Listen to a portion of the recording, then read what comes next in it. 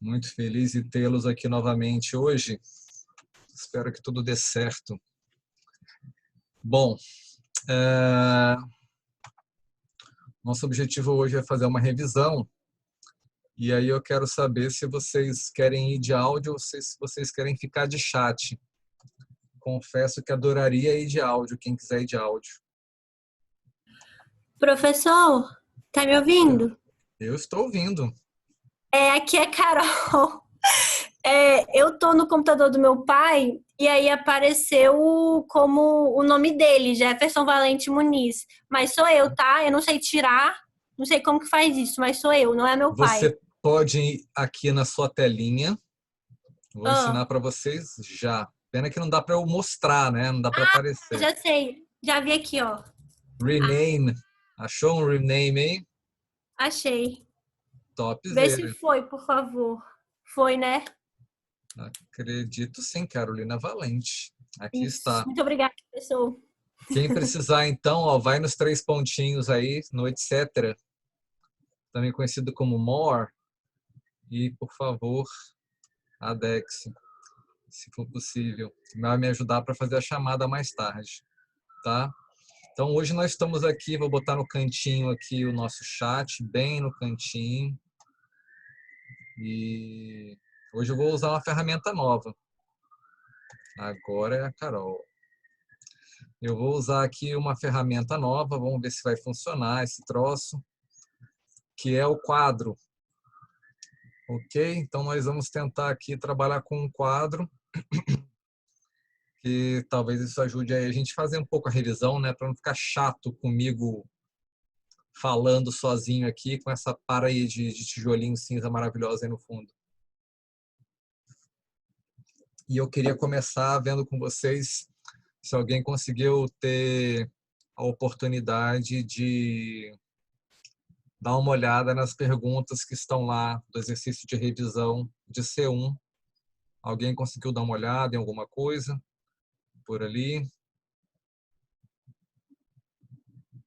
Quero saber por onde que eu posso começar com vocês. Eu vou abrir aqui também, se vocês puderem me dar um tempinho. Eu acabei esquecendo de abrir. Peço desculpa aí por isso. Eu vou abrir aqui para eu me localizar. Vou abrir também a nossa atividade que eu havia passado, caso vocês tenham alguma dúvida, já vou deixar ela aberta aqui, mas a gente fala dela depois, tá? Só por uma questão de organização mesmo, por uma questão de ordem. Eu vou deixar para depois e é bom que vai ter mais gente também. Eu vou deixar aqui a revisão 1 aberta para eu poder me localizar. Muito bom. Bom, Marcela caiu do céu agora, né, Marcela, a revisão. Mas aos pouquinhos você chega lá. Tudo vai dar certo. Bom, eu fiz uma revisão bastante detalhada. Deixei ali na revisão 21 perguntas. 21 perguntas. Eu queria que se vocês pudessem tirar aí uns 3 minutinhos para dar uma passada de olho nas perguntas. Vocês querem que eu compartilhe? Eu posso compartilhar aqui também. Acho que talvez seja até mais fácil. Vou dar uma compartilhada aqui que talvez seja mais interessante. Chegou aí para vocês? Não está todas as perguntas aparecendo, só parte. Quem tiver no celular não vai conseguir ler isso, mas eu acho que nem é poder de reza.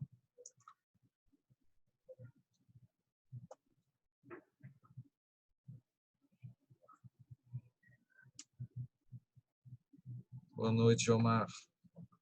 Bruna também, vem chegando. Nós temos aqui essas perguntas. Eu vou ler elas aqui para vocês, só por uma questão de segurança, e depois eu volto lá para o quadro, porque não tem como ficar o quadro e o arquivo aqui ao mesmo tempo. Então eu tenho que estar aos pouquinhos aqui liberando os dois, tá? Conto com a compreensão de vocês aí. E aí, Elaine, Aline, beleza? Então vamos lá. Então, essa revisão está extremamente detalhada. É uma maneira assim, de você poder pegar todos os textos e ir estudando exaustivamente nos pontos detalhados. Tá? Então, primeira pergunta é até uma coisa que vocês precisam saber, né, por conta da atividade que vocês vão realizar, aspectos culturais, econômicos, tecnológicos, políticos que são relevantes nas décadas de 40, 50 e 60, que tem a ver com aquela nossa primeira aula, tá? Então é importante que a gente tenha uma noção de qual que é o fundo histórico, né, daquele período que a gente está discutindo. Segundo ponto, né, a caracterização da juventude desse período, porque esses jovens adultos, não adolescentes, esses jovens adultos são aqueles que vão demandar, né, da psicologia algumas respostas. Terceira pergunta, né, é importante a gente ter uma noção de diferença entre os paradigmas entre um guarda-chuva psicodinâmico, intrapsíquico, um guarda-chuva comportamental, que tem um viés um pouco mais naturalista, e o terceiro guarda-chuva, que são as escolas que são aí humanistas ou, como eu prefiro, fenomenológico-existenciais. Apesar que nem todas têm tanta fundamentação fenomenológica assim. Por um lado, talvez humanista seja uma boa caracterização, apesar de eu não gostar. Né? Então, é interessante que vocês saibam a diferenciação desses três eixos. Né? Sabendo noção de homem, noção de mundo, como que os dois se relacionam. Quarta pergunta, bases epistemológicas da terceira força. Né? Então, o que essas escolas de pensamento têm em comum? O que caracteriza elas por humanismo é a quinta pergunta. Ok? Então, vocês podem reparar que as perguntas são bem detalhadas.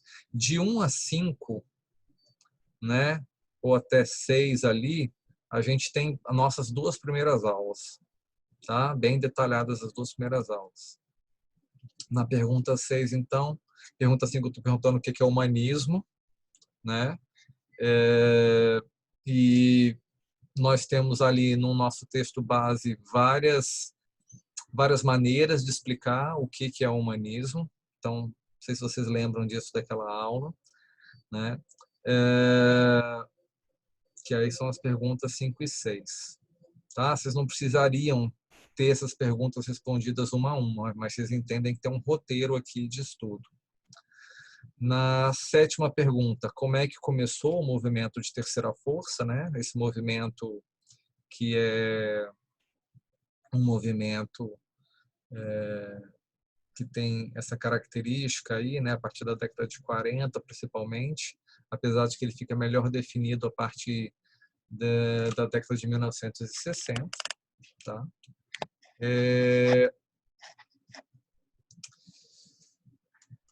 E o que esses pensadores ali eles tinham em comum? Né? Então, vocês podem ver que alguns elementos das respostas das 5, 6 e das 7 se repetem, são informações que se repetem mesmo. Tá? Quais as influências nós podemos observar na psicologia como um todo, mesmo tendo esse movimento sido muito caracterizado por algumas escolas, né? Tem algumas características que perduram nas outras por conta dessa contribuição do período. Nona pergunta, diferenciar atitude natural de atitude fenomenológica. 10ª pergunta, como que a atitude fenomenológica pode contribuir para o avanço científico, né? Então, qual que era a ideia do Edmundo Husserl?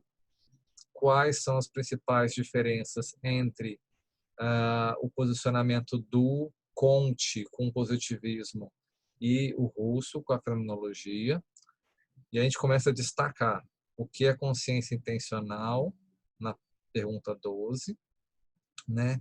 Pergunta 13 já entra no existencialismo, né? Então, como que o existencialismo entende, né, a vida e o nosso lançamento em vida. 14ª pergunta, né, perguntando abordando especificamente o Jean-Paul Sartre, falando sobre angústia existencial. Inclusive, isso foi pergunta que eu não me lembro se foi pergunta do André ou do Eduardo na época na aula. Eu acho que foi do André, está perguntando para diferenciar com ansiedade, né, no dia. Então, é uma pergunta aqui que é importante. Tem a ver com o nosso momento também, né? É bem relevante esse aspecto. 15ª pergunta sobre o Martin Heidegger, sobre a ponte que ele vai fazer entre fenomenologia e existencialismo, e aquelas 4 dimensões, que eu acabei tratando dela em 3 aulas.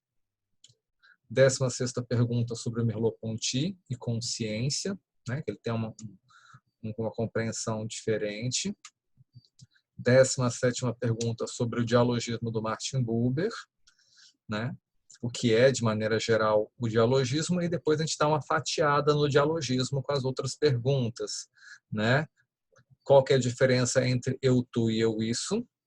O que é encontro para esse autor e quais são as condições de encontro? E, para finalizar, arrematar a C1, qual é o posicionamento das escolas terceira força, né, a respeito de diagnóstico, poderíamos incluir aqui de intervenção psicológica também. Tá? Então, são 21 perguntas bastante detalhadas sobre o nosso conteúdo de C1, né? Que é bastante extenso. O nosso conteúdo de C2, ele acaba, que é bem específico da C2, ele é bem pequenininho, que é aquela parte que fala de psicologia da Gestalt, né? E teoria de campo. Então, é um ponto um pouco mais circunscrito, né? O grosso mesmo são esses 21 pontos aqui, extremamente detalhado. Eu fiz questão de colocar essas perguntas justamente para poder ajudar vocês a se lembrarem de ficarem atentos a esses vários pontos assim ao longo do conteúdo. Tá? E aí eu queria ver com vocês como está aqui lembrado para a gente, né? O Eduardo mandou o arquivo para vocês. Eu queria que vocês tivessem, se possível, quem tiver essa possibilidade, está com esse arquivo aberto também por aí, para eu poder abrir aqui o quadro branco e poder fazer a revisão com vocês. Conforme vocês quiserem ir abordando, vocês podem abrir o áudio e tal. Se vocês quiserem, a gente pode também estar abrindo o vídeo, vocês ficam à vontade, ou pelo chat, e a gente tirando todas as dúvidas que a gente puder, para a gente poder fechar, né? Porque estamos aí, conseguimos, em reunião com a direção, né? Mostrar essa necessidade de a gente dar uma retomada na C1, fechar a C1, avaliar a C1 e encerrar o caso, né? Porque nós já estamos em meados de abril, né? Nós precisamos ter certeza de que a gente pode botar os perfis em C2. Então, a gente precisa fechar aqui e lacrar a nossa C1. Positivo? Então, por onde que vocês querem começar? Me ajudem aí, por favor.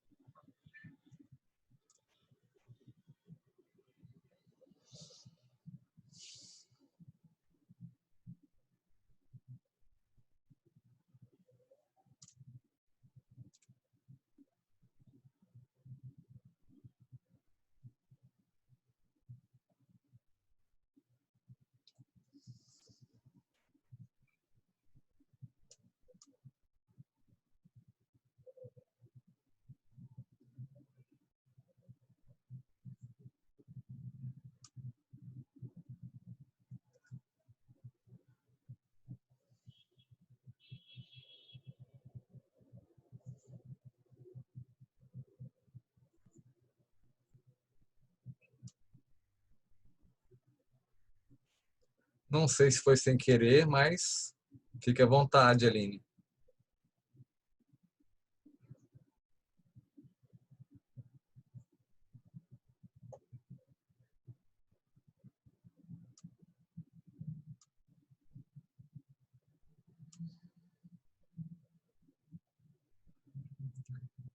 Então, eu consigo falar da 1 até 21 direto. Só preciso tomar um pouco de água assim e respirar, mas dá para falar, eu consigo emendar todas. Vocês podem observar que é muito interessante, assim, a gente pode fazer recortes diferentes, né? Então, é muito difícil você responder somente uma dessas perguntas de maneira isolada. Quando você vai escrever alguma coisa, você acaba abordando 2, 3 dessas perguntas. Não sei se vocês têm essa, né, essa sensação, né, que eu acho que é um apontamento que a Marcela também está percebendo aqui, né? Na hora que a gente vai abordando, a gente acaba muito difícil separar, a gente acaba tocando na outra pergunta, não tem como manter só uma, né? Acho que esse é um ponto, por isso está bem detalhado mesmo, o objetivo era esse, manter isso bem detalhado. Começar pela 3? Então, vamos lá. Deixa eu tirar aqui, botar o quadro branco. Seja o que for. Muito bem. Então, nós temos aí 3 Galaxy J5 Prime. Faça-me um favor, vai lá na sua caixinha. Tem 3 pontinhos assim na hora que você passa o mouse em cima. Ou tem 3 pontinhos aí no celular, clica, vai lá no negócio chamado Rename e coloca o seu belo nome pra gente, por favor. Ok? Muito bem. Então vamos lá. Caixinha de texto. E vamos meter bala aqui no negócio. Então a gente precisa de ter aí, né? Primeira força. Vamos ter uma outra caixinha aqui. Vou botar uma outra caixinha para segunda força. E caixinha para a terceira força. Bom, vocês sabem que eu gosto de espizinhar com o nosso organograma lá da FAESA, né? A gente tem lá, nossa TSP1 é qual, gente? Vocês lembram? TSP1 é o quê? Behavior. Só que se a gente for ver isso, né, historicamente, na verdade, tem uma pessoa que publica... A gente não vai dizer que o comportamentalismo começou com Pavlov, né? Aquilo lá é teologia, não é psicologia, né? Então, justamente, como Marcela muito bem aponta, né? O Watson publica em 1914, 1916, se não me falha a memória. O Freud é 1890, né? Quase 30 anos antes. Então, né? Se eu posso fazer a minha defesa, né? Pereira 2020, vocês podem citar. Eu vou colocar a psicanálise aqui. Beleza? Psicanálise e teorias psicodinâmicas. E teorias psicodinâmicas, porque a psicanálise ela surge como uma primeira escola, né? Que não é nem psicologia, né? Corre por fora, né? É a zebra que corre por fora da discussão toda. Mas você tem um eixo ali teórico, né? Tem todo um aspecto ali que é importante, que é desenvolvido via psicanálise, né? Via compreensão da psicanálise. Ok? Nós temos uma segunda força claramente comportamentalista, né? Que tem um aspecto naturalista, né? Que é um pouquinho diferente aí, né? Do que se propunha outras escolas. Okay? Nas teorias psicodinâmicas, a gente tem um foco que é intrapsíquico, certo? Acho que isso é bem interessante de se destacar, né?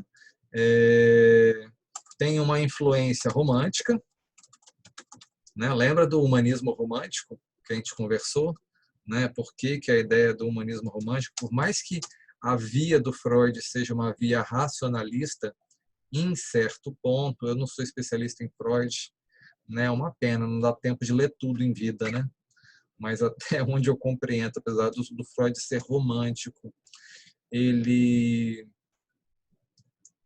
ele busca uma coisa mais assim, uma saída mais racionalista, né? Já que ele fala de algumas possibilidades que são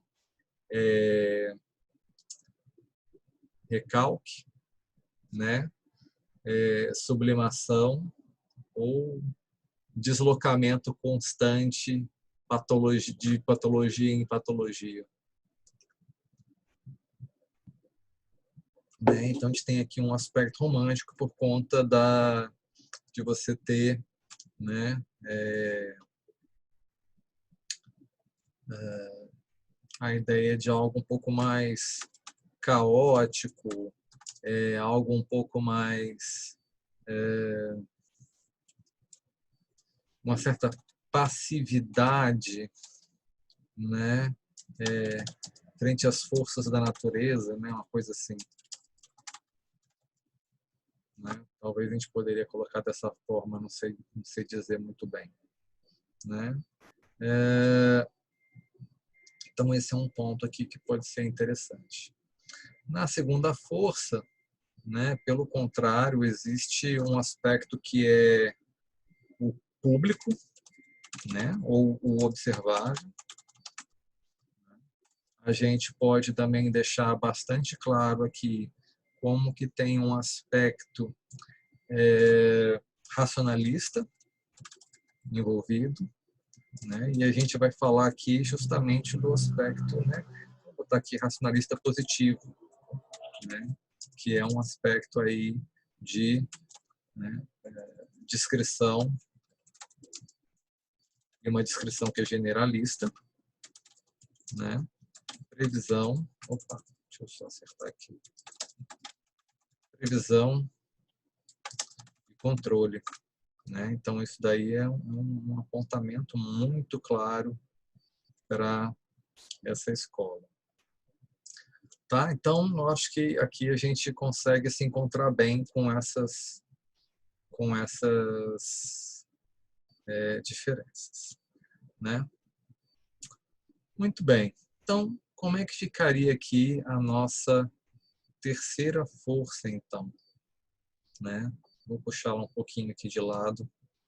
Vou dar uma arrumadinha nisso daqui para não ficar muito bagunçado o nosso quadro. Esse quadro aqui é bom que, se ficar desorganizado, a gente pode ir mexendo nele. Estou gostando disso daqui. Vou tentar fazer um grande mapa mental aqui de parte da disciplina. Vamos ver se vai ficar bom. Ok, deixa eu trocando as cores também para facilitar a visualização. Não sei se dá para...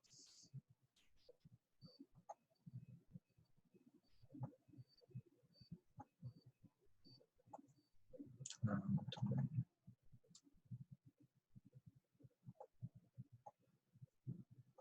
Chique, olha só isso.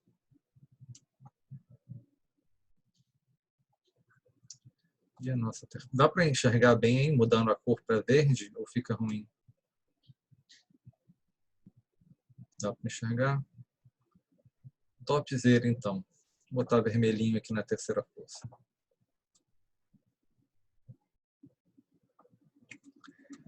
Ok. Deixa eu pegar o vermelho e meter bala. Então, nossa terceira força aí, ela vai criar uma proposição diferente, né, em relação às outras duas. Né? Porque na psicanálise e nas teorias psicodinâmicas a gente fala de inconsciente. Na segunda força não se fala de consciente e inconsciente.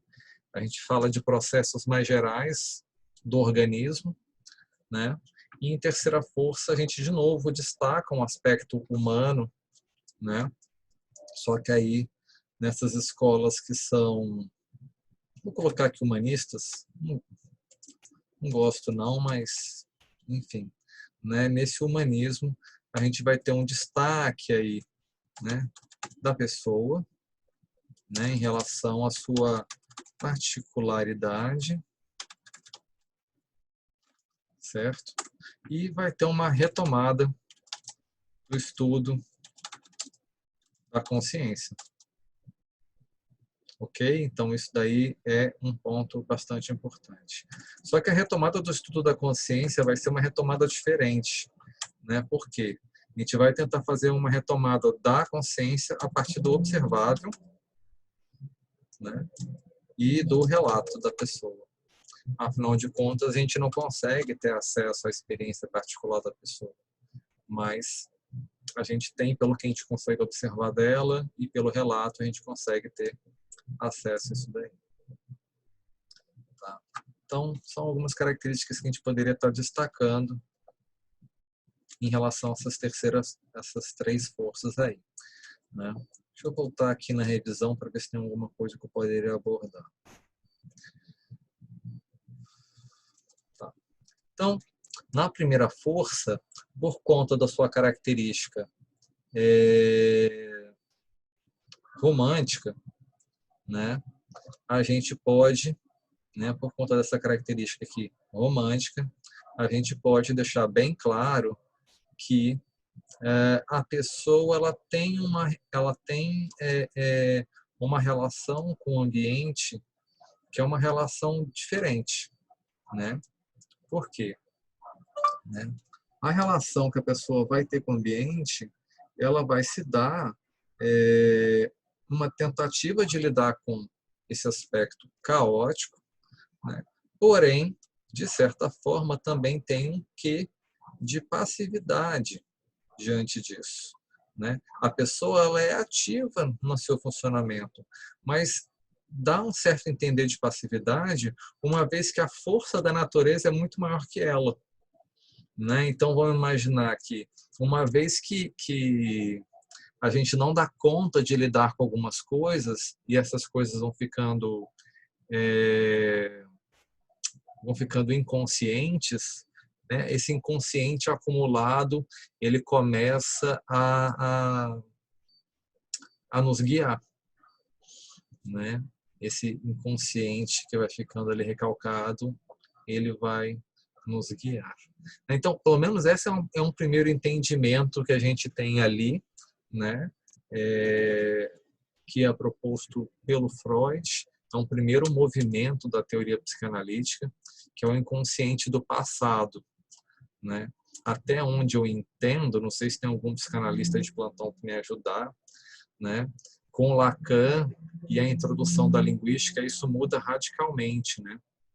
Porque a noção do inconsciente do Freud é como se o inconsciente estivesse na pessoa, isso tem a ver com o registro de coisas, né, do passado. No Lacan, o inconsciente está no outro e fala do futuro. Bom, eu acho que é isso, se eu entendi direito. Senão tem que voltar para a aula de Francisco, porque eu estou muito ruim de psicanálise, né? Mas me parece que é alguma coisa por aí. Tá? Aqui, na segunda força, a gente tem uma pessoa que, de certa forma, ela é passiva. Por mais que existe uma tentativa, né, de descrição, previsão e controle, né, por exemplo, com aquela noção de estabelecer um contra-controle, que é uma coisa que também eu acho muito curiosa, assim, né? Como é que eu vou saber que eu estou estabelecendo um contra-controle de fato? Porque para eu achar que eu estou estabelecendo um contra-controle, eu devo estar sob controle de alguma coisa, né? Então, essa coisa de um meta-controle aí do meu contra-controle é algo que eu acho curioso. Mas, enfim, não vou entrar nessas discussões filosóficas aqui em relação a esse aspecto, até porque eu não entendo muito bem também. Mas a gente, né, então teria um primeiro momento no qual a gente ficaria refém da nossa história, num segundo momento a gente fica refém do nosso ambiente. Pelo menos essa é a compreensão que o leigo tem, né? O leigo tem essa impressão ali naquele início da psicologia, como a psicologia chega à população. E nós temos um grupo, né, de jovens adultos que aparecem ali naquele período de guerra e logo depois do pós-guerra, né, na década de 50 e de 60, que vai demandar um novo posicionamento, né? Por isso essa retomada do fator humano, né? E muitas vezes essas escolas humanistas, né, elas são conhecidas como escolas do desenvolvimento humano, né? Porque a sua proposta é justamente sair do modelo médico, que é um modelo diretivo, né? Um modelo de cura, um modelo de normalização, um modelo de enquadramento na sociedade da pessoa, né? E aqui os jovens estão demandando uma inclusão, mas uma inclusão compreensiva, né? Uma inclusão de fato. Então, recuperar o aspecto, né? E aí humano, né? As características da pessoa. Então, entende-se que aqui a descrição que a gente faz do que está sendo observado é buscando a particularidade de cada um, né? Em que sentido? Essa particularidade se dá na capacidade da consciência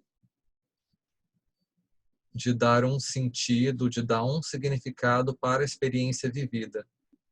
Então, a gente ativamente, né, construiria um sentido, uma narrativa para a nossa realidade naquele exato momento. E isso não seria, né, por conta da força da nossa história, né, esse aspecto aqui intrapsíquico do primeiro eixo das escolas, nem por conta do contexto, né, que nos condicionaria, que teria um aspecto contingencial que nos atravessaria assim tão radicalmente.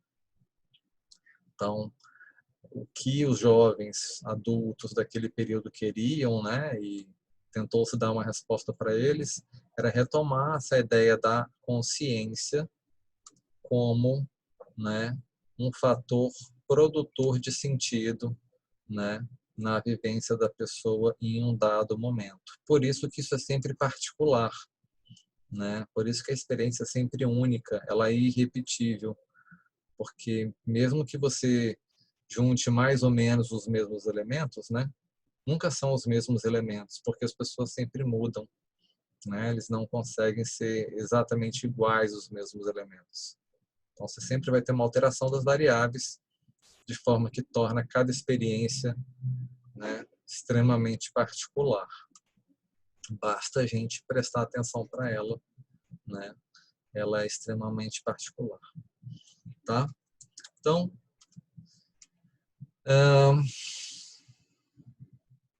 voltando aqui às perguntas, só para ter certeza se eu abarquei tudo, né? Então, a gente vai ter uma forma diferenciada para poder fazer ciência, né?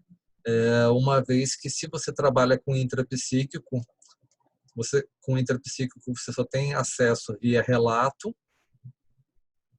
não tem como a gente ter garantia de nada observável, né? E tanto aquilo que é relato quanto aquilo que é observável é interessante, né? Como o Freud também teve aula com, né, o mesmo professor do Edmundo Husserl, da fenomenologia, que nos influencia aqui na Terceira Força, né, com o Brentano, ele fica com essa noção de que existe algo além da aparência. Então é interessante, assim, porque não é que o Freud fala só de inconsciente, ele fala do inconsciente como uma polaridade de algo que é consciente, né? Então existe algo que é consciente, que é muito óbvio, que está ali posto para a pessoa, que é a argumentação do Brentano. Só que o Freud acreditava que existia um contraponto que é o que não aparece, né? Então o Brentano, quando ele falava de consciência, ele já denotava essa noção de que não precisa ficar investigando como o Wundt fazia, tentando encontrar uma estruturação da mente e tal. Apesar de que o Freud também vai buscar essa ideia de estruturação, mas a gente tem que lembrar que o Freud ele era um neuropsiquiatra, né? Não se tinha distinção de neurologia e psiquiatria muito clara naquele período. Então, a metodologia dele ali vai ser também uma coisa um pouco mais estruturalista, como o Wundt, né? E o Brentano já denotavam um aspecto mais processual. Então, Freud fica ali entre um aspecto estrutural e um aspecto processual, né? Um aspecto dinâmico. Mas muito claramente assim você tem, né? Para o Freud o consciente não é tão importante. Ele se preocupa muito mais com uma investigação do inconsciente, e o inconsciente tem a ver com aquilo que é encoberto, né? Por conta dessa questão da força do recalque. Então é um tipo de investigação específica. No comportamentalismo é observação, né? Observação e aí controle das variáveis, contagem de frequência, né? A gente trabalha com estatística descritiva, né? Estatística qualitativa, pelo menos no primeiro momento, né? E aqui na terceira força a gente também trabalha com relato e com observação. Só que pensando o relato e a observação nunca do ponto de vista do investigador, mas do ponto de vista do investigado, né? A pessoa falar de si, ela dar sentido a si, né? Que em certa medida também já existia isso na psicanálise.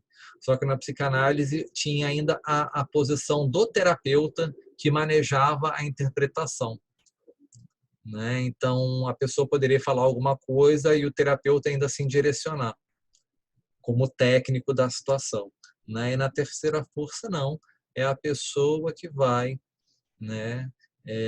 Segundo a sua compreensão, seu desenvolvimento, a sua criação de sentido, é ela que vai dar o tom para a experiência, ela que vai explicar o que está acontecendo, tá? Bom, e aí na terceira força, o que vai ter de comum na terceira força é justamente esses aspectos, né? Como eu havia falado, de focar na pessoa, né? Ou nas pessoas, né? Isso é rapidamente compreendido também nesse movimento de terceira força, né? Do foco ser nas pessoas envolvidas, inclusive o terapeuta, né? Isso também é um ponto interessante. Na primeira força, você tem muito claro que o terapeuta é envolvido no processo, mas existia um esforço de separação do terapeuta, né? Na segunda força tem essa separação, pelo menos no primeiro momento. Acredito que depois isso foi superado, né? Essa ideia de separação, apesar que ainda tem um certo resquício cultural, me parece, né? Em relação às nossas escolas. E na terceira força isso sempre foi muito claro, que não tem como ter separação. Sempre vai ter aí, né, uma participação bastante incisiva do terapeuta naquilo que é observado, por exemplo. Tá bom? Então, acredito que 3, 4, né? E talvez a 5 a gente já vai abarcando ali com isso que eu expliquei. Beleza? Antes de te responder, Bruna, eu vou aqui no Geomar, beleza? Porque ainda está um pouco dentro do que a gente está conversando, e aí, dependendo como ficar o nosso alinhamento, aí eu entro na sua pergunta, tá? Vamos ver como é que evolui aqui, como é que vai desenvolvendo esse ponto, né? Então,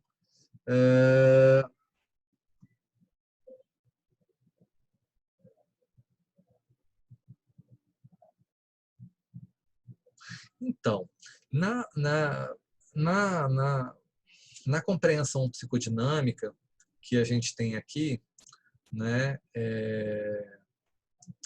de primeira força, a gente tem uma noção do terapeuta como facilitador,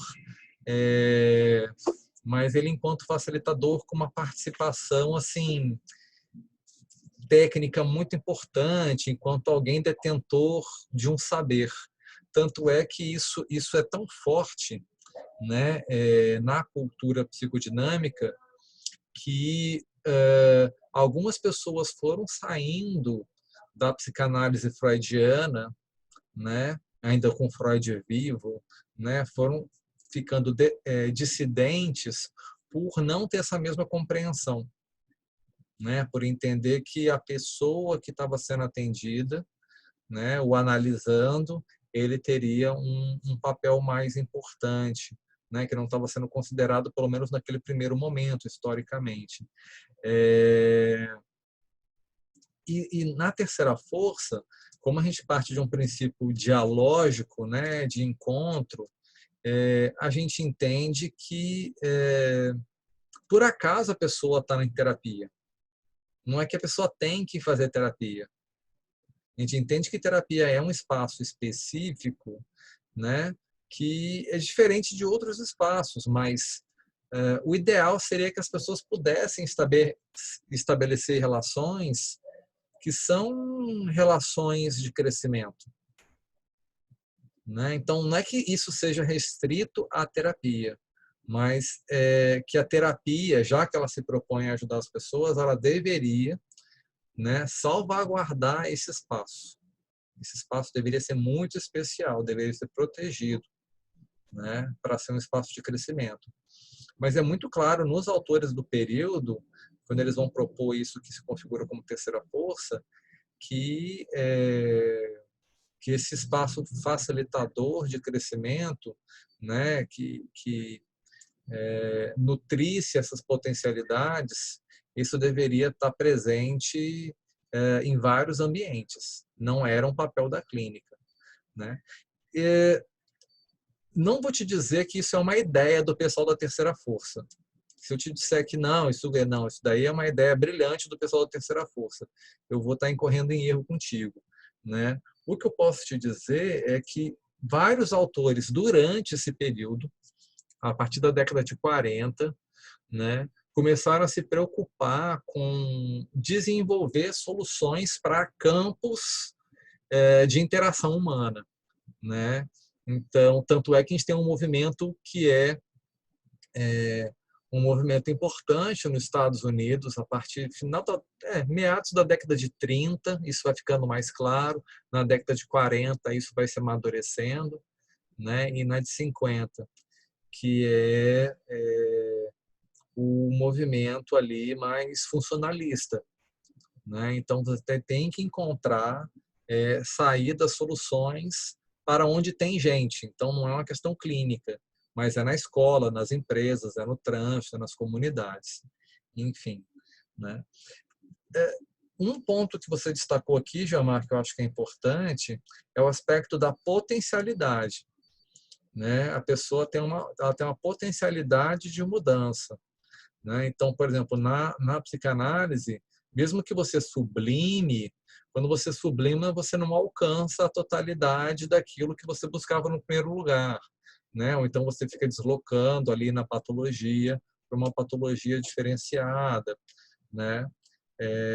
Então, assim, é sempre um discurso no aspecto que está doente, não um discurso no aspecto que é saudável, né? Então, por exemplo, se você vê lá, quando o Freud vai falar da tensão entre o aspecto libidinal e o contrato social, ele fala que claramente não há como ter vazão total do aspecto libidinal. Ou seja, o que ele está dizendo nas entrelinhas é que a pessoa deveria, né, abaixar a cabeça e ceder ao contrato social.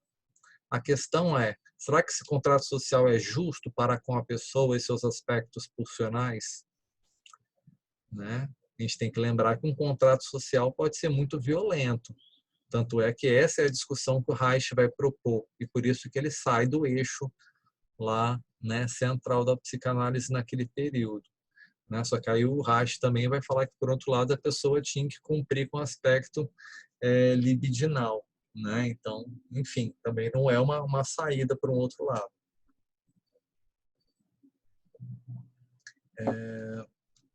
Então, assim, então a gente tem um discurso muito claro que é no aspecto do que não funciona.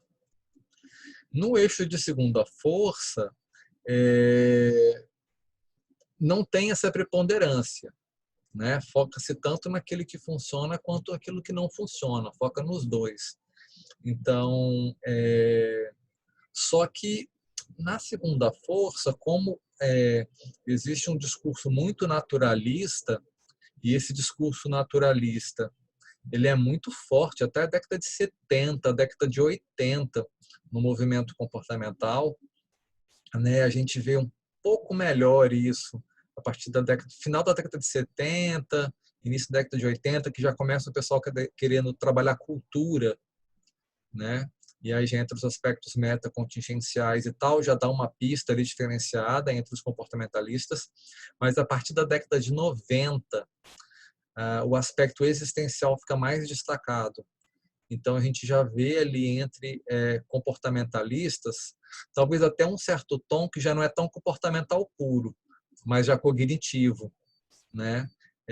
Abraçando esse aspecto existencial, dessa questão do projeto de vida. Isso é mais claro a partir da década de 90, no movimento comportamentalista, né?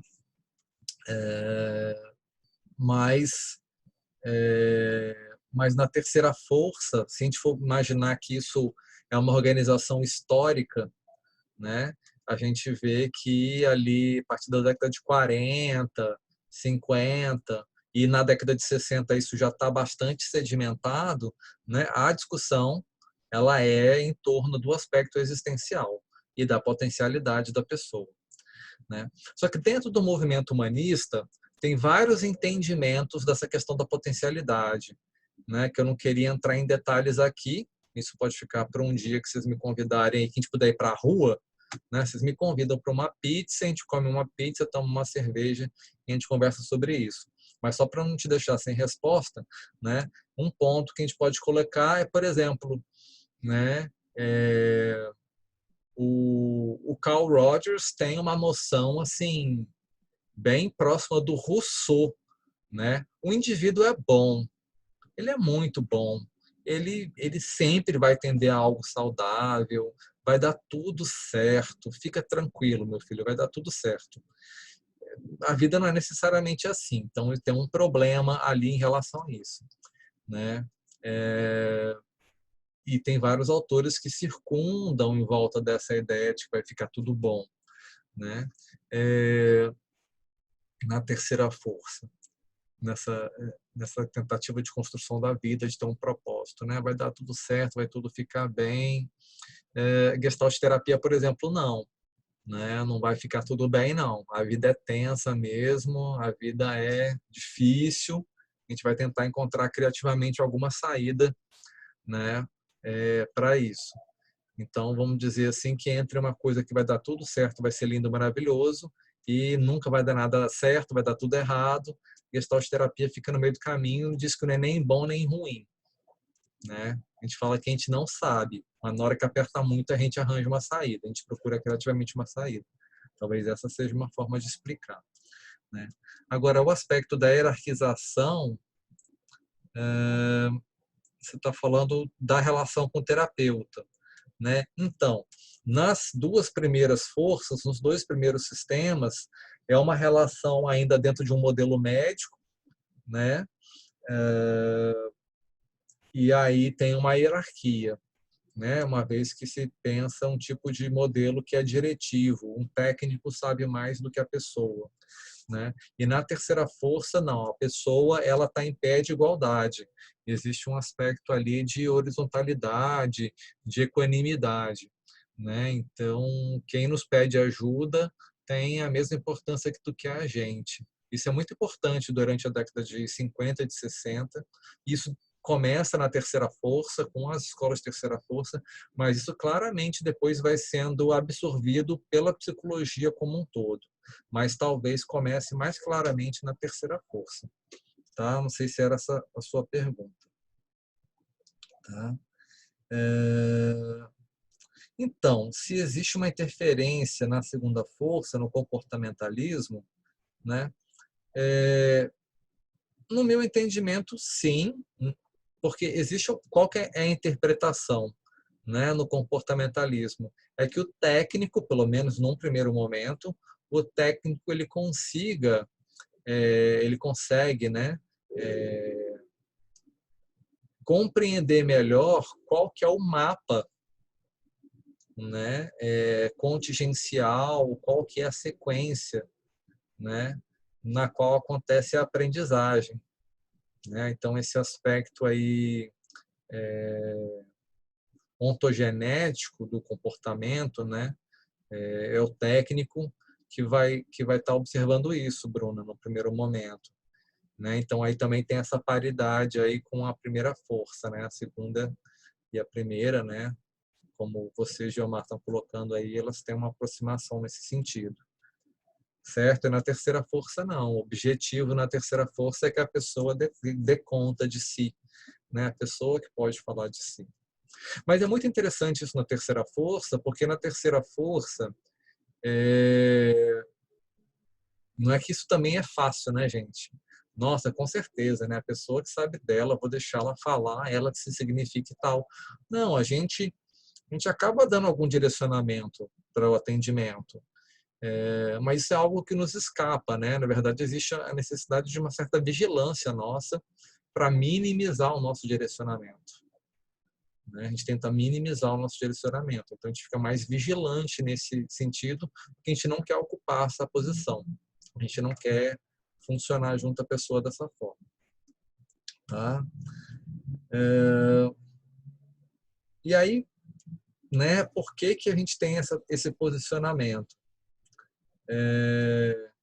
Então, Gilmar, a ideia de espelho é uma ideia do Carl Rogers. O Rogers é que vai falar de espelhamento. Tá? Então, depois vocês vão ter aula com a professora Marcela em TTA, né? E vocês vão conseguir observar com ela em TTA que a técnica rogeriana ela realmente é uma técnica de reverberação, uma técnica de espelho, né? Existe um espelhamento. Não vou comentar agora, eu vou falar um pouco mais adiante quando a gente for estudar o Rogers, mas é justamente esse que é o movimento mesmo, né? Então, o terapeuta ele participa, mas deixa a pessoa significar um pouco mais. Em Gestalt terapia, a gente é um pouquinho mais ativo, né? A gente não faz só esse espelhamento enquanto técnica, mas aí aguenta um pouquinho, que daqui mais algumas semanas a gente vai entrar lá, tá bom? Senão a gente embola aqui o ponto principal, que é de C1. Bom, o que nos leva a esse tipo de posicionamento, né? Então, a gente vai ter esse posicionamento claramente sendo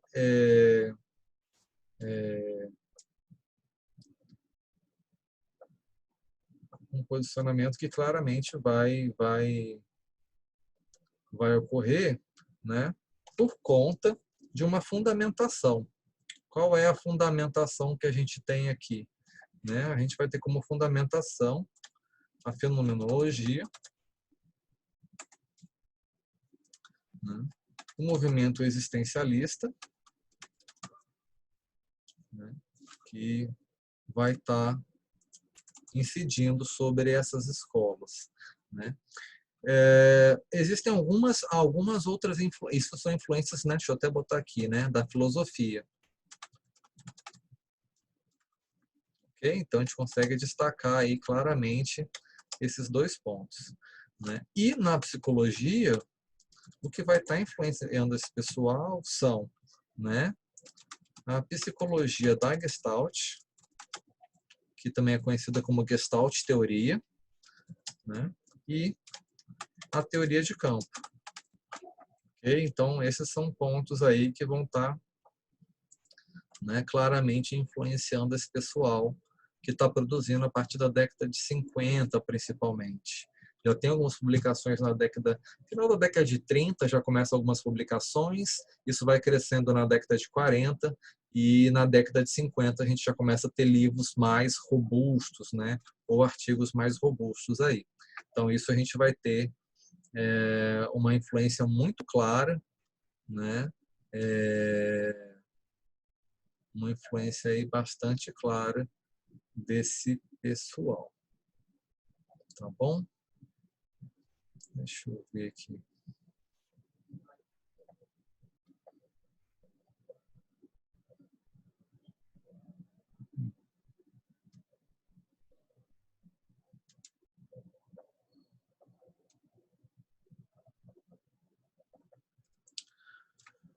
Muito bem, vamos lá. Então, a Bruna vai perguntar de fenomenologia. Você quer saber de fenomenologia especificamente? Então, né, a nossa fenomenologia aqui, ela tem um determinado papel. Ok? Então, deixa eu só para não perder aqui.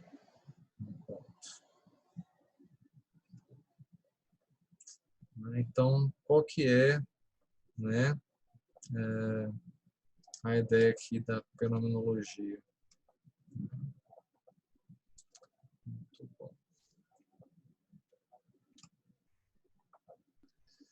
Bem, então a fenomenologia, ela vai... Estou apanhando aqui do negócio, gente. Vai dar certo, tenho fé. Né? Então a fenomenologia, ela vai estar nos possibilitando aí algumas coisas, né? O quê? Bom, a fenomenologia, ela vai partir da compreensão de uma consciência intencional, ok? Então, ela vai estudar, né, os fenômenos que são aparentes, né, aquilo que é observável, né, a partir da consciência intencional, imaginando que essa consciência intencional dá sentido, né? Ou seja, o que os caras estão querendo dizer é que existe uma relação entre o observador, né, e o observado. Isso é bastante importante, né, porque anteriormente, né, deixa eu tirar aqui o chat para o outro lado, né, anteriormente, com a ideia do positivismo, você tinha uma separação entre o observador e o observado. Ok? Então, a fenomenologia quer mostrar como que observador e observado, né, como que eles funcionam juntos. Não tem como você imaginar o observador separado do observado.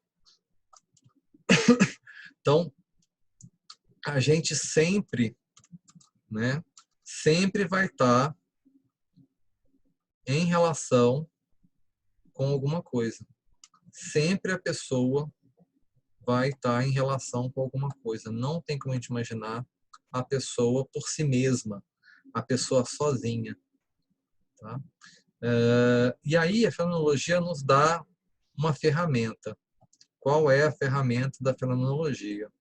A fenomenologia vai chamar a gente, então, para tomar um cuidado com as atitudes. Certo?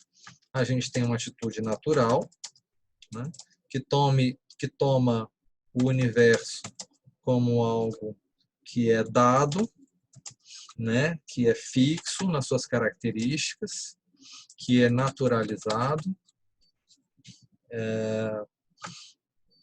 e essa é uma forma de compreender as coisas, ok? O que ela vai nos propor é sair dessa atitude natural para uma atitude fenomenológica. Qual que é a ideia da atitude fenomenológica? É de você buscar o sentido na relação. Então, nada tem um sentido fixo. Tudo vai ter um sentido na relação. Tá? E aí, para que isso aconteça, né, ele vai nos dar uma ferramenta, o Russell. Né? Então, ele vai falar que a primeira coisa que a gente tem que fazer é um negócio chamado epoquê,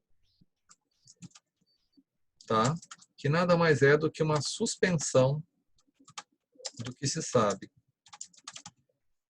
Então, né, já que ele estava preocupado, né, com essa... Deixa eu voltar aqui.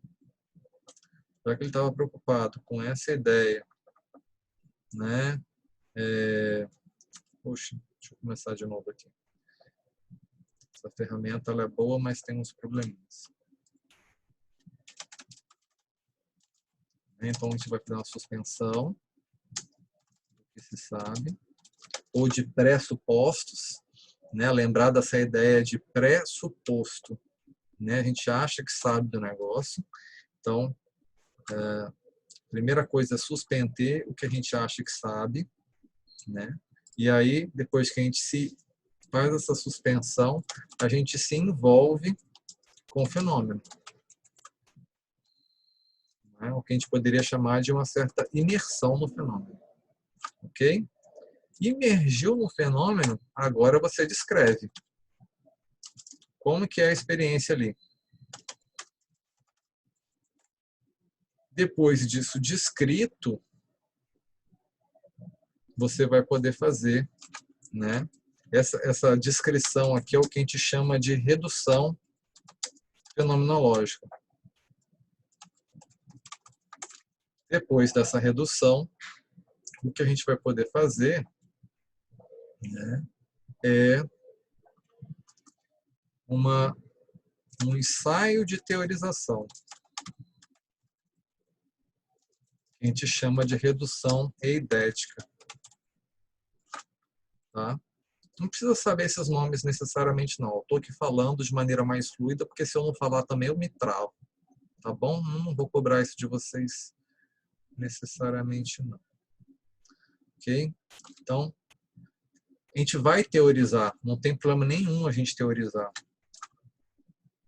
Porque quando a gente fala de existência, a gente fala de experiência, tem um perigo, né? A galera fica, assim, perigando, achando que é tudo relativismo, né? Qualquer coisa vale, vira uma coisa quase esotérica. Não é esse o objetivo, não. Não é relativização, mas é tomar um cuidado, né? Imagina eu já chegar com teoria, dizendo que eu já sei o que está acontecendo, né? Isso pode me enviesar, pode me atrapalhar na observação e na descrição do que está acontecendo. Se eu já achar o que está acontecendo, se eu já achar, né, que eu estou sabendo das coisas, eu vou perder o que está acontecendo. Então, o objetivo aqui é botar o chinelinho da humildade. Esse que é o papel da ciência, né? Olha, não sei de nada, só sei que nada sei, como diria o Sócrates, né? Vamos ver o que está acontecendo aqui. Então, eu vou deixar, né, o fenômeno ficar ali na minha presença. Eu preciso conhecer, eu preciso observar o fenômeno. E vou descrever o que está acontecendo. Então, eu vou reduzir o fenômeno. Ok? Essa que é a ideia aqui, né? O Gilmar está perguntando, a epoquê seria redução? Não, a epoquê faz parte dessa redução, né? Eu só consigo descrever a experiência, né, se eu suspender o que eu sei ou sair da atitude natural, né? Se eu suspender o que eu sei, me envolver e aí eu poder depois descrever. A redução fenomenológica tem a ver com a suspensão e com a descrição, tá? Para depois a gente poder fazer a teorização, que é a última coisa que a gente faz. Então, o Edmundo Husserl estava chamando a atenção da gente para isso, né? Que a gente deveria ter esse cuidado. Tá certo? Deixa eu ver aqui, pergunta. Antes da Bruna, tinha mais uma. Carolina Valente. Muito bem. Esse ensaio de teorização seria a conclusão do que se sabe, uma síntese? Tá. É uma síntese dessa experiência. É uma síntese dessa situação. Então, a fenomenologia, pelo menos num primeiro momento, ela vai partir do princípio que você vai descrever e você vai teorizar sobre aquele fenômeno. E você vai ter uma determinada síntese, uma determinada conclusão sobre o que aconteceu ali. Mas se a gente está falando de produção científica, a gente não pode ficar só nas particularidades. Então, qual que é a proposta do Husserl? É que a gente faça esse movimento várias vezes. E várias pessoas. E aí encontrar o que coincide nessas várias descrições, nessas várias teorizações. Então, o Russell, como ele é matemático, ele só quer chamar a atenção para o caminho da produção científica, né? Pelo menos essa é a primeira compreensão dele. Então, tem uma certa síntese, e aí tem uma particularidade por conta dessa síntese, mas ele entende que existe um aspecto também geral da ciência. Então, você tem que ir tentando encontrar nessas várias particularidades aquilo que repete, mas também tem aquilo que não repete. A questão é que no positivismo existe uma valorização do que é generalizável. E às vezes o que é generalizável é uma pequena parte. O que o Russell queria nos atentar é que talvez o maior erro seja tentar duplicar as metodologias de algumas áreas em outras, né? Então, quando você trabalha com comportamento, com existência, com organização social, e aí a gente está falando de psicologia, antropologia, sociologia, né? A gente está falando de filosofia, a gente está falando de economia, né? Que são as ciências que lidam com a vida num sentido mais plástico. Você trabalhar com metodologias duras e trabalhar com generalização é um grande problema, porque o nível de previsibilidade ele é baixo, sempre vai ter furos, né? Então, ele queria chamar atenção, por isso que ele propõe esse caminho, né? E ele imagina que quando você fala da experiência de cada um, uma pessoa significa o que ela está construindo na relação dela com o mundo, a possibilidade de você fazer essa generalização é muito menor, né? Então, por exemplo, até um furo que depois, mais adiante, o Russell vai tentar mostrar que existe uma terceira redução, que é uma redução que ele chamava de redução transcendental, que é, se você pegar toda a produção de uma pessoa de conhecimento, toda a produção de sentido dela, né, você vai ver que tem um eixo que é comum. Porque já que o observador sempre se repete, mesmo que você mude o que é observado, uma das variáveis se repetem, se mantém, né? Que é o observador. Você vai conseguir fazer uma redução, que já é uma redução que não fala mais do que é externo do mundo, mas é uma redução que fala muito claramente do observador, que é a redução transcendental, né? Mas aí eu não vou ficar entrando nesses méritos com vocês, não, né? Então, o Russell já também deixava isso como uma pista para a gente, né? E aí, claro, né? O Russell ele é um pouco mais duro nisso daqui, como ele é matemático, né? O Heidegger se apropria dessa ferramenta e vai começar a discutir a noção de tempo. E aí, por isso que o nome do livro principal dele, da produção dele principal, é Ser e Tempo, né? Que é quando ele traz aquela apresentação das 4 dimensões e tal, né? E aí ele já começa a utilizar o Heidegger essa ferramenta para outras discussões, como outros autores vão estar fazendo também. Tá bom?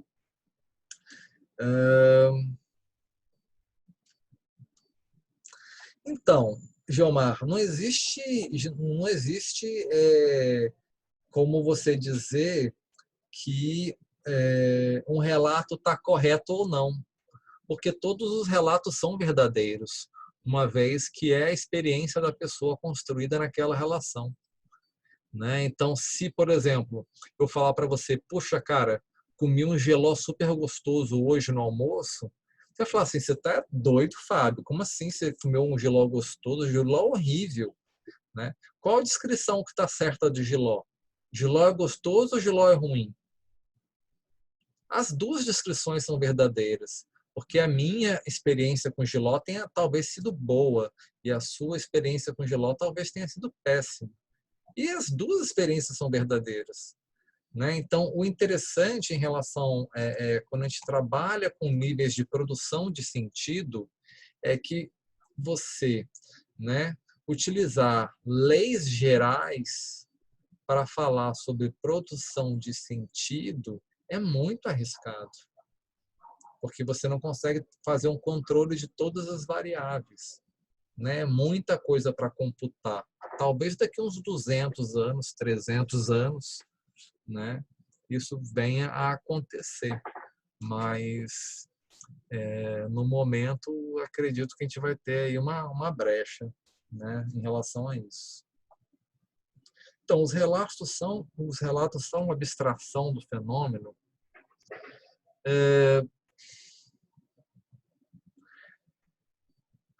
É um bom apontamento, né?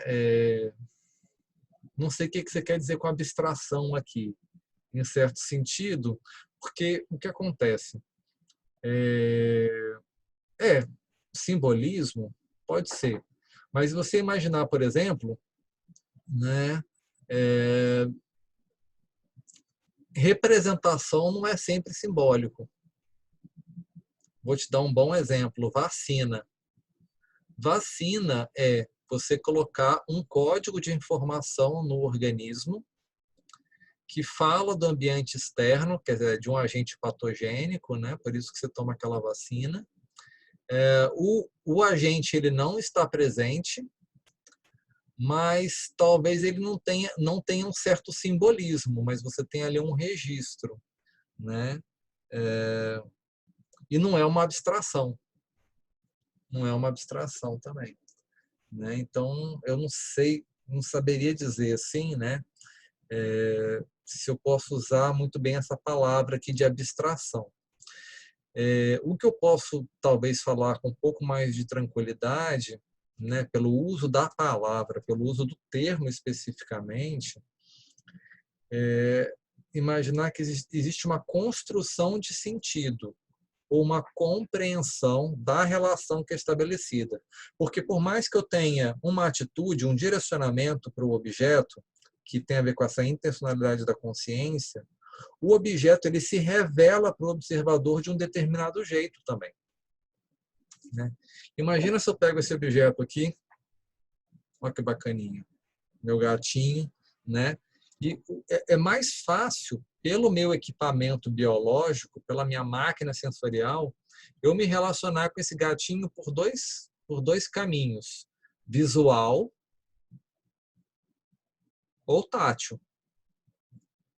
O que não quer dizer que eu não possa ter, né, olfato, mas minha máquina não me possibilita isso, ou gustação, poderia lamber o gatinho, né, ou poderia tentar ouvir o gatinho. Mas eu acho que eu não consigo pegar as vibrações moleculares, né, porque o gatinho está parado, mas vocês lembram que os átomos estão com um monte de coisinha aqui girando, né? Então o gatinho está parado porque eu vejo ele parado, mas ele de fato não está parado, né? Aqui dentro dos átomozinhos dele tem um montinho de elétrons girando, vocês lembram disso? Só que eu não consigo captar, né? Então, existe uma intencionalidade minha, né? Então, eu vou olhar para esse objeto aqui e falar assim, caramba, tem uma história, eu comprei tal lugar, eu comprei porque para mim tem tal objetivo e tal, e eu construo um sentido para esse bichinho aqui, ok? Então, para mim, ele tem um determinado sentido. E ele se revela para mim também de determinada maneira. Então, o legal da fenomenologia é tirar essa ideia de que só o observador é que é ativo na relação, né? A gente tem aí também o observado ativo na relação. Isso nos aproxima daquela narrativa do Buber, né, no qual existe um eu e um tu, e eles são horizontais, eles são igualmente importantes. Um dos problemas que a gente tinha na descrição científica, anteriormente pelo positivismo, é que deixava o observador muito mais importante do que o observado. Não é horizontal, né? E na fenomenologia você tem uma equiparação entre o observador e o observado. Eles são igualmente importantes. Então, a intencionalidade está ligada à relação, à maneira como eu me relaciono com. Qual que é a minha atitude? Qual que é a minha intenção com? Como eu me relaciono com isso? Né? Produzir sentido é buscar uma relação com. Então, por exemplo, se eu tento me vestir de um determinado jeito, é uma tentativa de me relacionar com as pessoas, cuidando da minha aparência. Isso é uma construção de sentido, uma construção de identidade, é quem que eu acho que eu sou ou quem que eu acho que eu sou perante o olhar das pessoas. Então tem sempre uma produção de sentido ali envolvida, né? Porque fala desse engajamento com o mundo. Beleza? Se travar, pode ficar tranquilo que depois dá para ver no YouTube. São as flutuações da internet. Impossível ter internet funcionando 100% nesses tempos, né, minha gente? A gente vai tentando conforme dá. Muito bem. Ó, 8:02. Mas o que a gente precisa ver? Bora lá. Estou voltando aqui nas nossas perguntas, ver se eu acho alguma coisa que pode parecer relevante. Rapaz, a gente caminhou até bem, ó. Já falei da 9, da 10, da 11, da 12. Estamos correndo bem já, quase metade. Bom, vamos tentar falar um pouquinho do Heidegger e talvez do Merleau-Ponty, e depois a gente fala do Sartre. Vamos ver se a gente consegue, se rola a gente fazer alguma coisa assim, vocês concordam? Vamos ver no que dá, e vamos controlando aqui o tempo, né? E aí depois a gente faz um intervalo, é muita informação, né, gente? A zoeira, até minha cabeça aqui, eu tô meio assim. E aí qualquer coisa a gente deixa um pouco o Buber, né, ou o Sartre, o Buber para depois, no segundo bloco.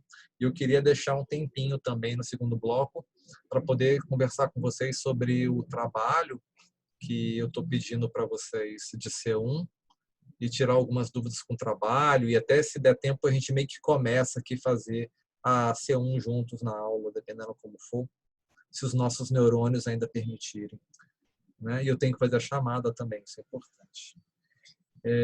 Então vamos lá, vamos ver se a minha estratégia funciona, né? A gente pode atacar, então a gente sai do Russell e atacar o Heidegger. Vamos lá então para o nosso quadro. Muito bem.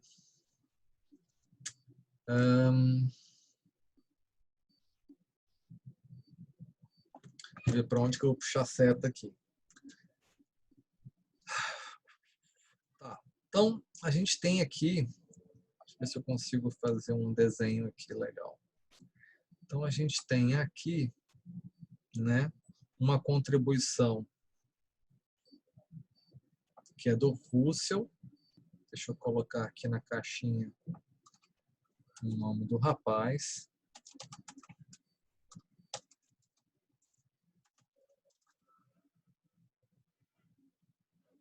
Tá? Então, a gente tem aqui o Russell. Beleza? Então, esse é o cara para a gente aqui, que é o primeiro, né? A partir dessas ideias dele, né, a gente vai ter, então, um segundo cara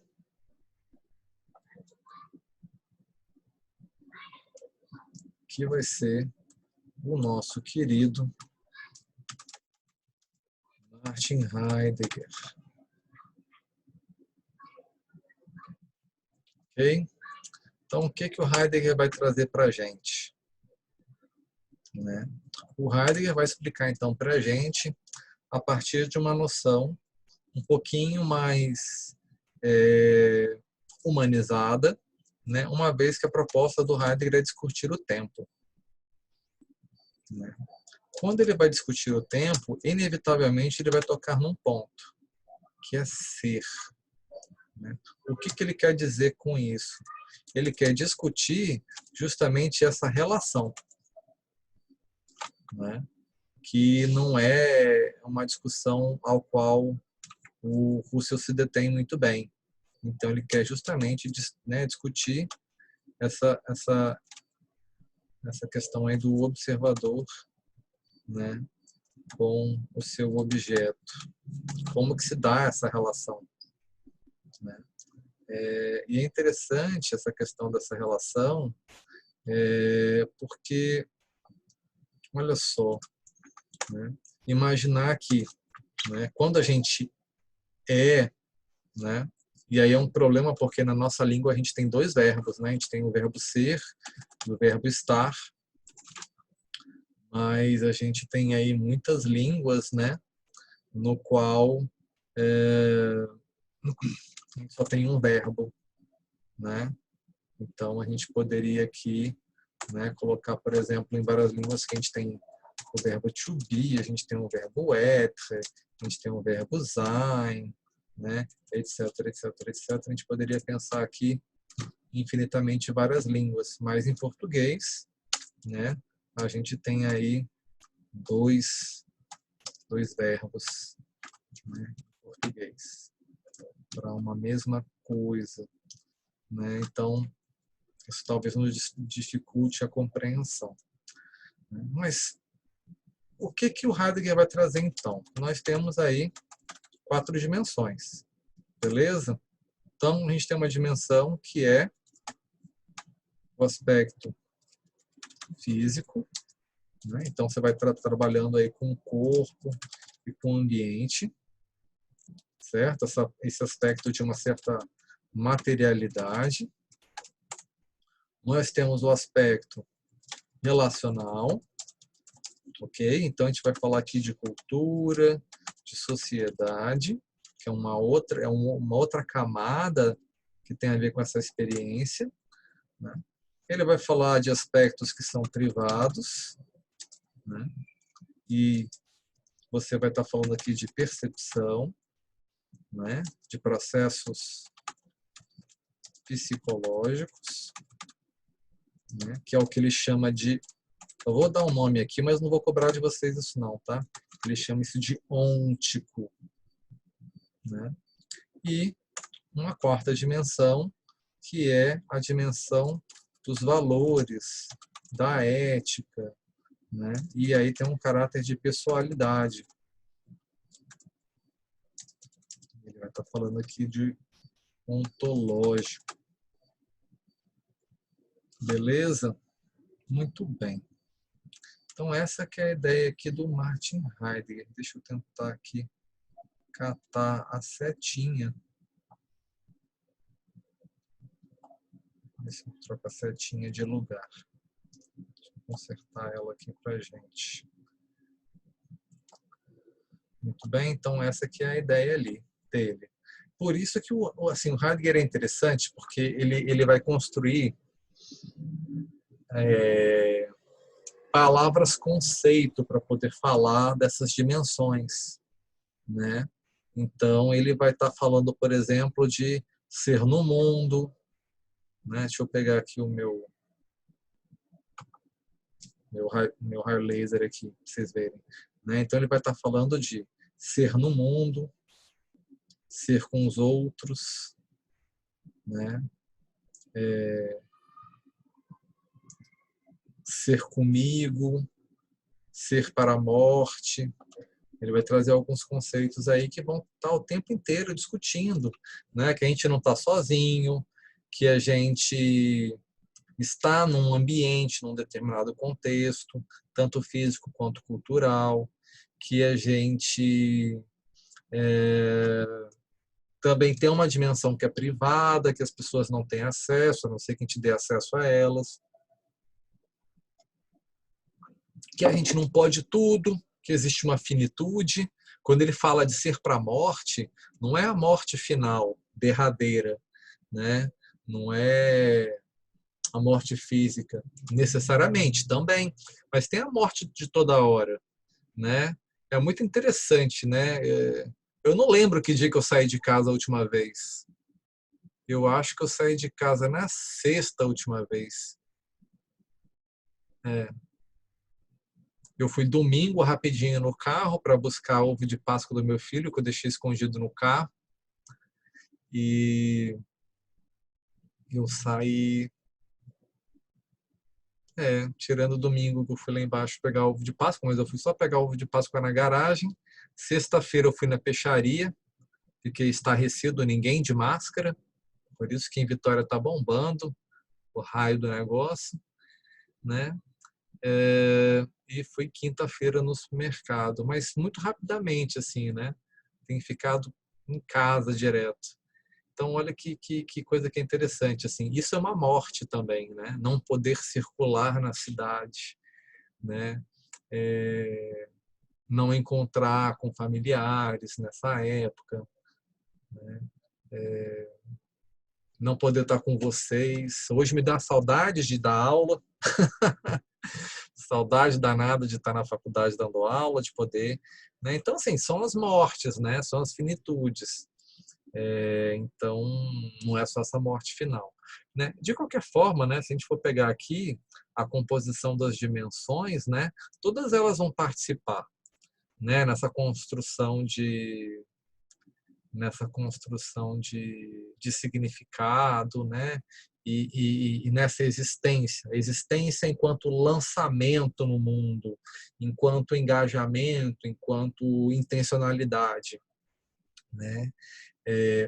A maneira como o meu corpo faz diferença, né? Então, hoje, por exemplo, eu estava atendendo mais cedo e a minha cliente, ela está grávida, ela já está entrando já nas, sei lá, 30ª semana de gravidez, eu acho. Por aí. 30ª, sei lá, 28ª semana de gravidez, né?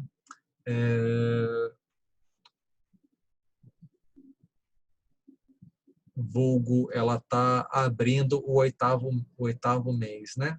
Ela está saindo do 7º para o 8º mês de gravidez. E aí, conversando com ela e tal, a gente se dando conta de algumas coisas. Eu falei, nossa, estou tão interessado na sua experiência, o que está acontecendo contigo, porque como é difícil para mim acessar o que está acontecendo com você, né? Não só porque a gente está online, está separado um do outro, a gente está distante, mas eu fico muito curioso em saber como é que é a sua experiência e tal. Estava conversando com ela, porque a gente está longe, então fica difícil, né?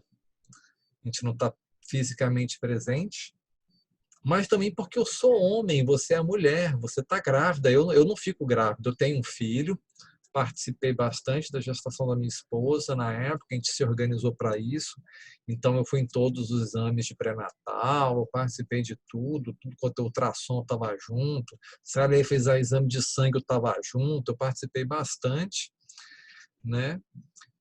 Ajudei a comprar tudo junto com ela, né? Desde coisas mais, até de pomada de passar na bunda de criança, até coisa mais complicada. Mas eu falei com ela, mesmo assim, é a minha experiência enquanto pai, numa gestação específica, e eu ainda sou homem, né? Então, tem várias coisas que interferem na minha experiência, né?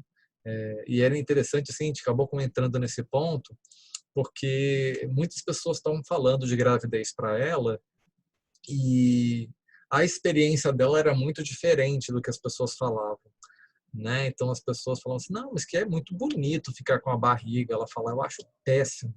Ela falou assim, Fábio, até talvez depois que nascer, eu acho até que, sei lá, vai que o mundo de ideia, eu acho que minha barriga era linda na época, né? Mas eu vou te dizer agora que é horrível, né? É pesado, eu não gosto, eu não vejo meu pé, não consigo ter acesso ao meu corpo direito porque eu não vejo certas partes do meu corpo mais, por causa da barriga.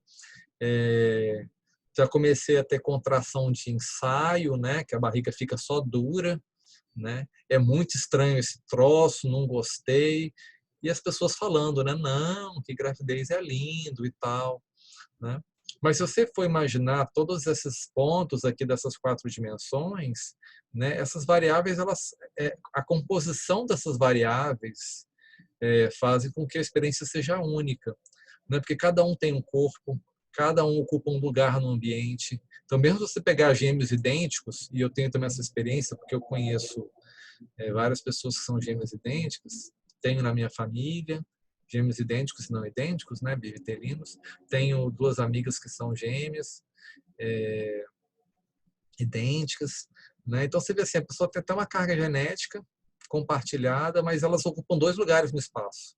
Então, mesmo se você tiver gêmeos, um nasceu primeiro que o outro, um vai mamar primeiro que o outro, um vai tomar banho primeiro com o outro, não tem nunca como fazer ao mesmo tempo, da mesma maneira. Então, isso dali já começa a computar algumas diferenças que vão se acumulando ao longo dos anos, né? O aspecto relacional, né? Cada um vai ter acesso a um aspecto cultural, pessoas com quem interagem, né? Isso vai levar a processos internos, né? Aspectos privados que são diferenciados de cada um, né? E também na maneira como a gente se lança no mundo nesse aspecto ontológico, né? Dos valores de ética, nas nossas apostas, no que a gente acredita, né? No que a gente faz aqui, mesmo que seja diferente do que parece, a gente faz apostando, né? Que vai dar certo e tal. Então, assim, essas 4 dimensões elas acabam resultando, né? Num produto final bastante específico, né? Então, por isso que a existência é algo tão particular. Então, verdade subjetiva defina subjetivo, né? A verdade ela acontece na carne, né? Ela não é subjetiva. Porque, vou te dar um exemplo muito claro, Gilmar. Pessoas que, por exemplo, têm doença autoimune ou algum tipo de alergia, que é uma doença autoimune, né? Isso é subjetivo? Porque o que é uma doença autoimune? É o corpo reagindo de maneira inadequada frente a um agente patológico, né? Um dos motivos da gente ter problema com o Covid-19 é justamente esse, né? O nosso sistema imunológico ele tem dificuldade de lidar com o vírus e a gente tem um pico, né, muito aguda a resposta imunológica. Isso leva a um processo inflamatório e aí a gente enche o pulmão, tem arritmia, enche o pulmão de água, então a gente tem um edema pulmonar, né? Sobrecarrega os rins, e parece que agora descobriram também que ele faz uma alteração na captação de ferro pela hemoglobina, né? E isso acontece de maneira aguda. Então o organismo vê aquele vírus, entra em pânico e começa a agir. Aí a gente morre, né? Porque a gente não consegue lidar com a coisa. Por que o raio daqueles morcegos chineses lá não morrem com um troço? Porque o bicho entra neles e fica habitando lá dentro. O morcego lá chinês, que era o habitat original da Covid-19, né? Ele recebia, ficava levemente adoecido, né? Tipo uma gripezinha, como diz alguns, né? Um resfriadinho, e levemente ia ali, né? O sistema imunológico reagindo, né? E isso é dar sentido, isso é compreender, né? Então, eu fico tentando imaginar. Eu acho que tenho muito cuidado assim quando a gente fala o que é subjetivo e tal, né? Subjetivo é abstração, não sei assim, né? Porque subjetivo não é abstração, né? Subjetivo também é concretude, né? Porque isso me leva a comportamentos, né? Então, por exemplo, se eu tenho uma noção do que é a importância das pessoas para mim, eu talvez tenha maior cuidado com máscara, lavando mão, não indo na rua. Se eu não estou nem aí para os outros, que morra todo mundo porque eu não sou grupo de risco, que se dane, eu não vou tomar cuidado lavando mão, indo para a rua de máscara e essas tranqueiras todas, porque dá um trabalho do cão, bicho, ficar usando, né? A minha máscara, as poucas, fui que 3 vezes na rua de máscara só até hoje. Minha máscara, minha mulher me fez uma máscara rosa, né? E aí minha máscara já tá branca, cara, de tanto botar nas 3, 4 vezes de colocar na água com cloro. Tudo bem que eu errei a mão no cloro também. Mas a minha máscara de rosa foi para branca, né? Aí meu filho parou de me zoar, porque meu filho é muito machista, sabe? Tem 4 anos, mas ele é zoador.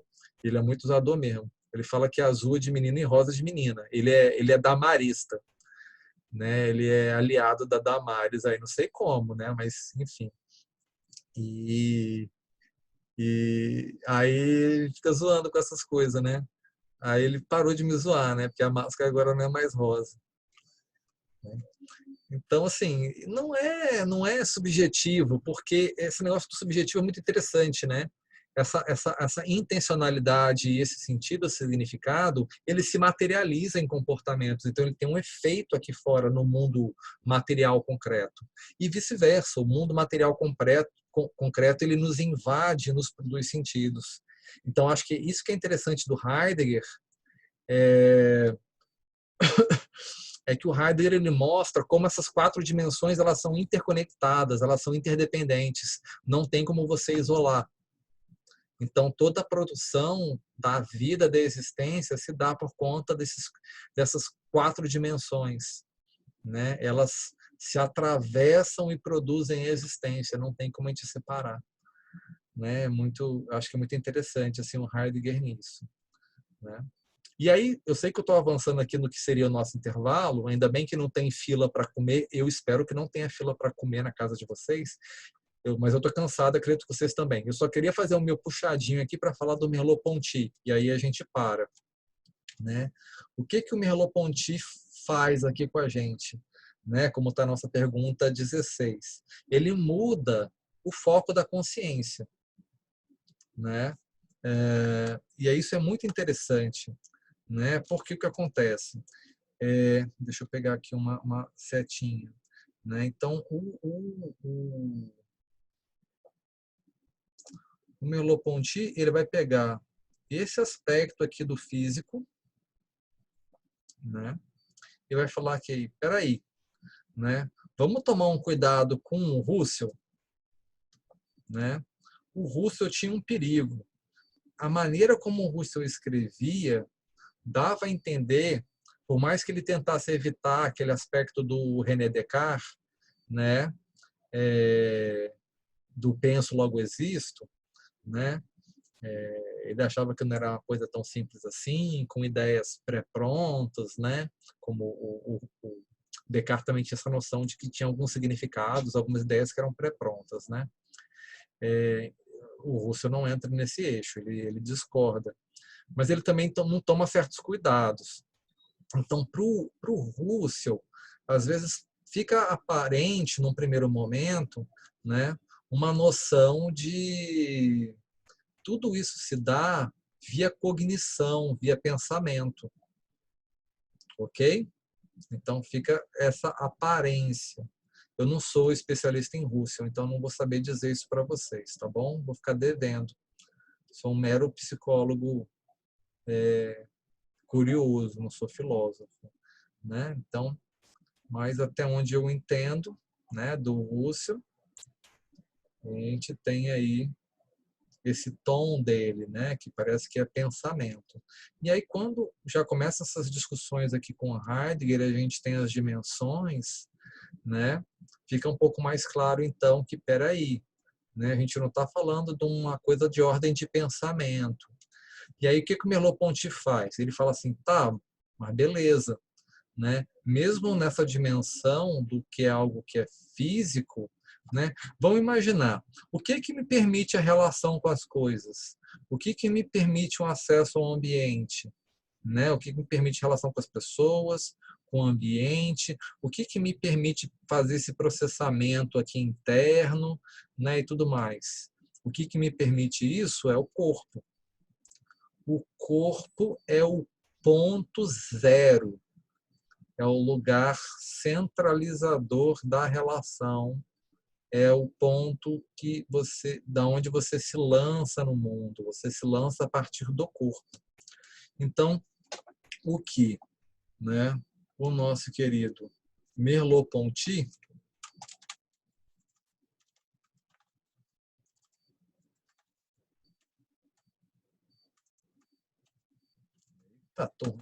tô cansado.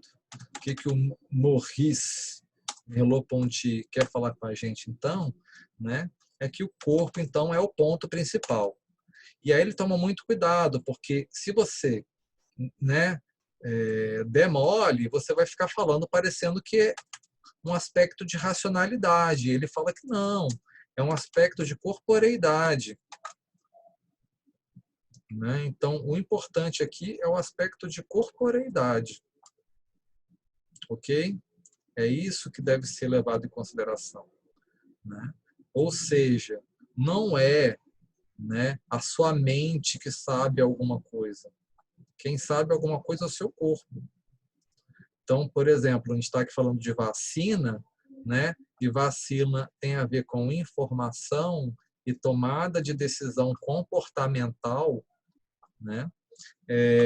Vacina não passa pelo eixo do, né? Vacina não passa pelo eixo de pensamento, né? Ah, tomei vacina, vou reagir, né? Em relação a esse agente aqui patógeno. Não, o teu corpo sabe disso. O teu corpo sabe quando você tem que respirar, como é que você tem que digerir, como é que você tem que dormir. Você não precisa pensar. Isso não passa nessa ordem. Ah, mas então quer dizer que isso está inconsciente ou não consciente? Não, peraí, né? O Merleau-Ponty quer tomar um cuidado. Não, existem outras ordens de consciência. O corpo é consciente. Talvez isso não está no nível de linguagem, de pensamento, mas não quer dizer que você não está consciente, né? Se você não tivesse consciente disso, como é que você ia se relacionar com isso? Se você se relaciona com isso, você está consciente disso. Só que você não está consciente em um aspecto de pensamento, de linguagem, ou numa certa linguagem, né? Numa linguagem verbal, né? Você está tendo acesso a isso de uma outra forma, num nível de corporeidade. Então ele faz esse deslocamento, o Merleau-Ponty, né? De uma compreensão que se dá num nível de racionalidade, né? Num nível de linguagem e pensamento, para uma compreensão de que é o corpo se relacionando como um todo, né?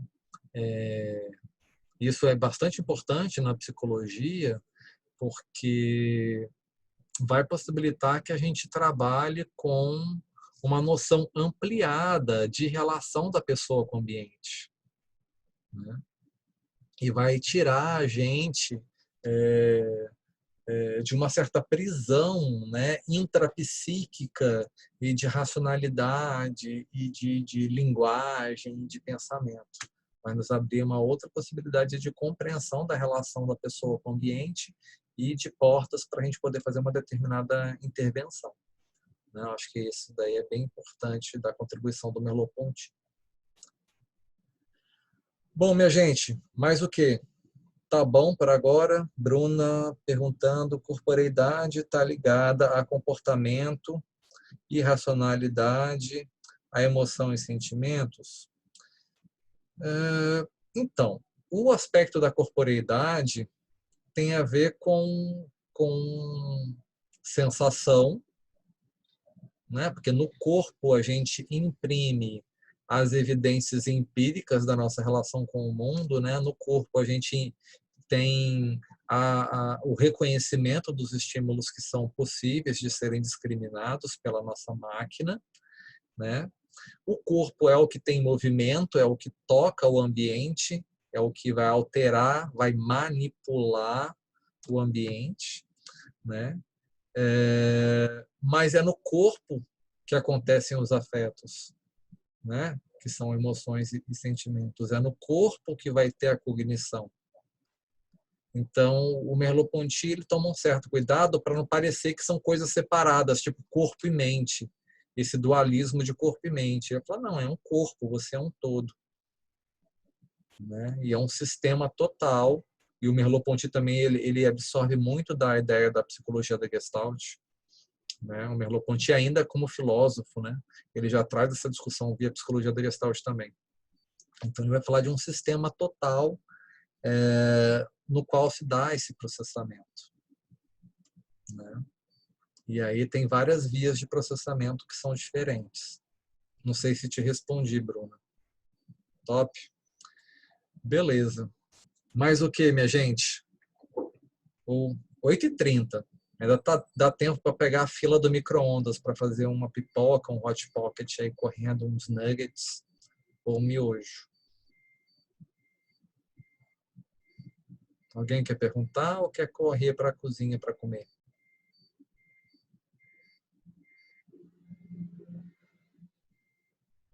Correr para cozinhar, Camila. Muito bem. Estou ouvindo aqui os grilos aqui em casa.